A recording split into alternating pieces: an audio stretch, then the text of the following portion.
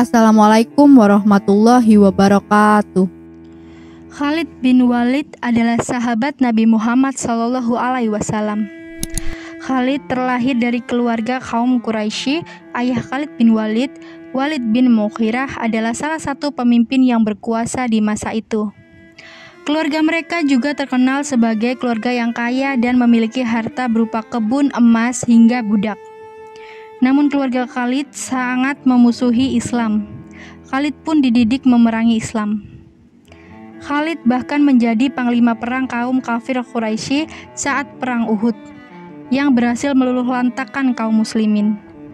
Pada saat perang Khandaq, Khalid mendapat tugas untuk membunuh Nabi Muhammad. Saat itu hampir saja Rasulullah terbunuh. Setelah peristiwa itu, Khalid bin Walid mendapat surat dari saudaranya yang baru masuk Islam. Dalam surat itu terdapat ucapan Nabi Muhammad yang memuji kekuatan dan kecerdikan Khalid bin Walid. Saat membaca kalimat itu, Khalid pun tertegun. Dia tidak menyangka seorang yang hampir dibunuhnya justru memujinya. "Bagaimana bisa engkau yang hampir kubunuh malah memujiku?" bisik hati Khalid bin Walid.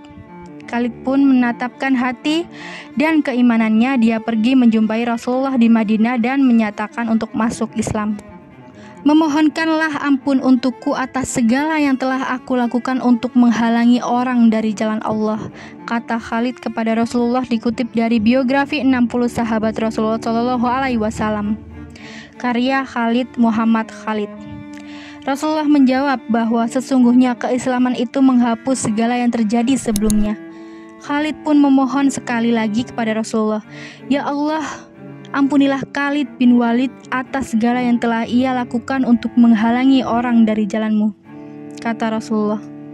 Setelah memeluk Islam, Khalid bergabung dengan pasukan perang Mu'tah melawan pasukan Romawi dengan 200.000 prajurit. Saat itu 3 panglima perang telah gugur.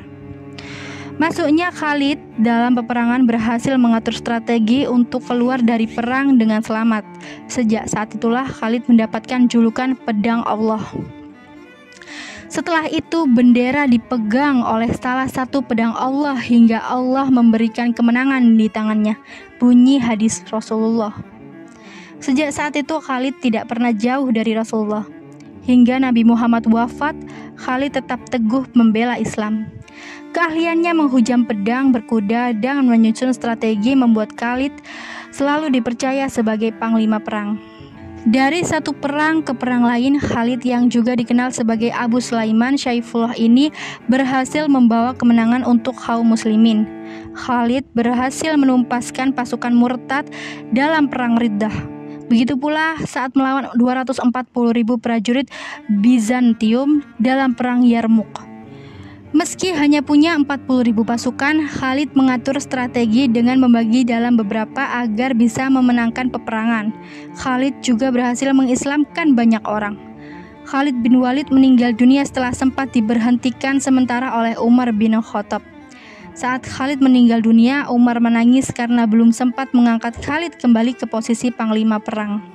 Julukan Khalid bin Walid tak hanya pedang Allah yang terhunus. Para sahabat dan juga musuh menggambarkan sosok Khalid bin Walid sebagai laki-laki yang tak pernah tidur. Demikianlah kisah Khalid bin Walid yang bertaubat ke jalan Allah Subhanahu wa Ta'ala. Sekian kisah hari ini. Terima kasih sudah menonton. Wassalamualaikum warahmatullahi wabarakatuh.